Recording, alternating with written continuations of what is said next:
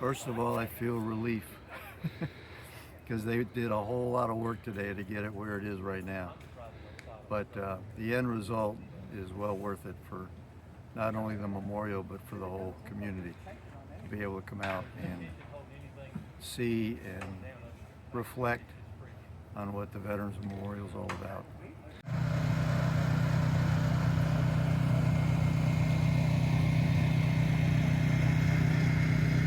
It should be done by, it's actually the Sunday before Memorial Day is when we'll have our program, 2 o'clock in the afternoon. But we'll have this place all landscaped hopefully by then.